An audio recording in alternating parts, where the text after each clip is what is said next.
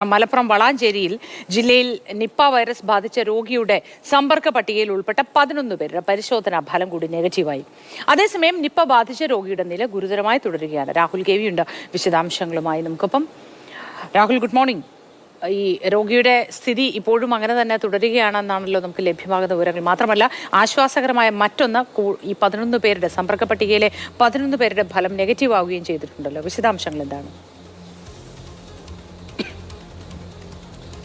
Moti, good morning. തീർച്ചയായും തുടർ പരിശോധനാ ഫലങ്ങൾ നെഗറ്റീവായി വരുന്നു. സമ്പർക്ക പട്ടികയിലുള്ളത് അവർക്ക് നിപ്പ ഇല്ല എന്നുള്ള സ്ഥിരീകരണം തന്നെയാണ് വളരെ ആശ്വാസകരമായ കാര്യം. ഒപ്പം തന്നെ നിപ്പ ബാധിച്ച 42 വയസ്സുകാരി അതീവ ഗുരുതരാവസ്ഥയിൽ സ്വകാര്യ ആശുപത്രിയിൽ ചികിത്സയിൽ കഴിയുക തന്നെയാണ്.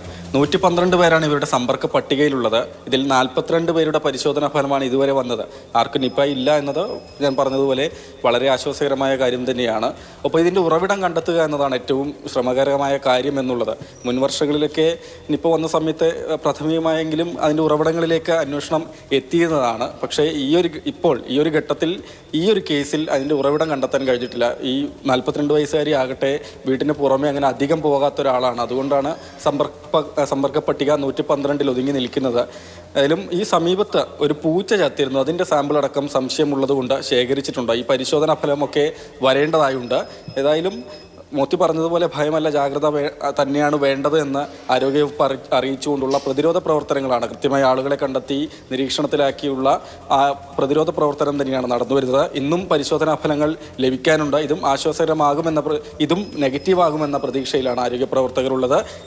പ്രത്യേകിച്ച് ഇതിൻ്റെ ഉറവിടം കണ്ടെത്തുക എന്ന ശ്രമകരമായ അന്വേഷണം കൂടി നടന്നു വരികയാണ്. മോത്തി.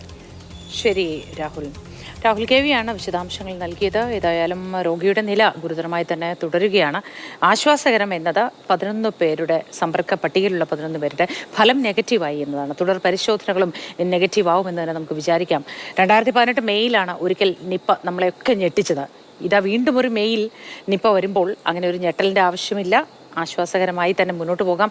ജാഗ്രതയോടെ ഇരുന്നാൽ മതിയാവുമെന്നാണ് ആരോഗ്യ വകുപ്പ് നൽകുന്ന നിർദ്ദേശം.